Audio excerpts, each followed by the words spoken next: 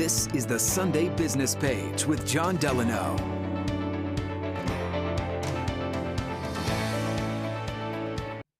Good morning, I'm Jon Delano. Welcome to another edition of the Sunday Business Page.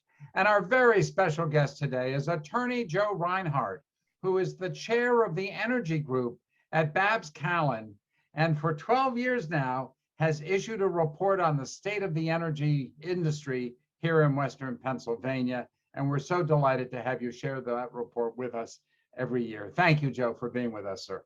Good morning.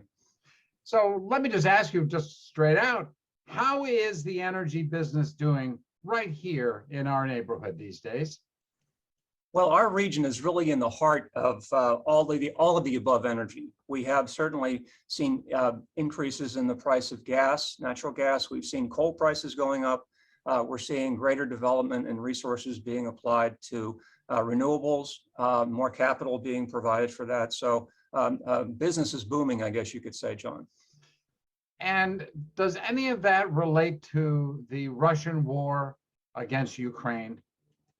Absolutely. We're really in a worldwide economy as it relates to energy. And when you have such a big producer of energy as Russia, basically terminating contracts or having their contracts ceased by virtue of people deciding that their war on Ukraine is just not acceptable, then the rest of the world basically suffers because of the fact that there's not enough energy to be able to cover everything that needs energy.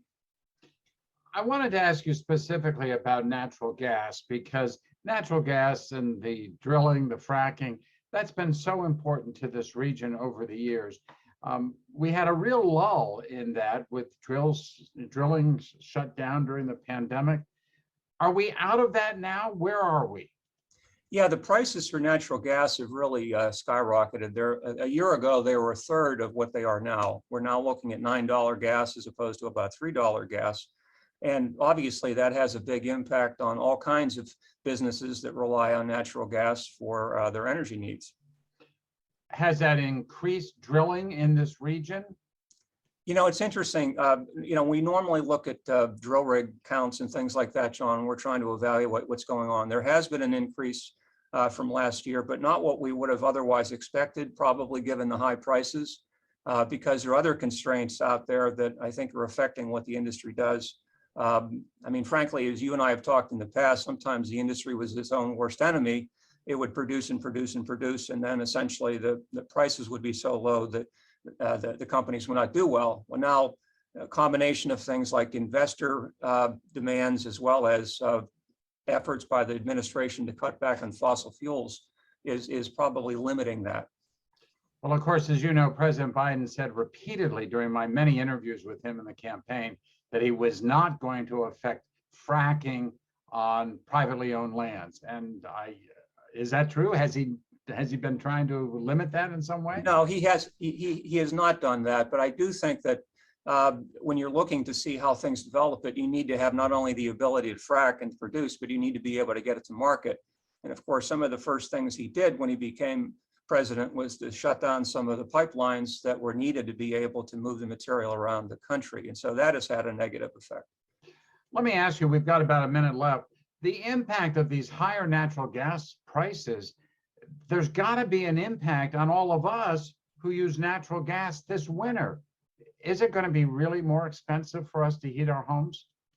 Well, it certainly has that potential, John, because of the fact that, as I said, industry hasn't been able to immediately produce more as they had in the past to be able to turn on the gas on short notice. And so given where we are right now, given the geopolitical concerns, as well as the concerns about defossilizing the energy market, I would expect that there will be continued increases in prices for energy of all kinds. Final question to Joe Reinhart, head of the Energy Group at Babs Callen. It would seem to me that there's an industry interest in keeping the supply low. Is the industry doing this in order to beef up their profits? No, I don't believe so, John. I think, as I mentioned, their investors are looking heavily at the bottom line. I think for purposes of future development, they're also mindful of the fact that the administration is not looking to have a good situation for further development of natural gas, and so they're being cautious because they want to continue to have meet the objectives that their investors have and also comply with what they see on the federal government side.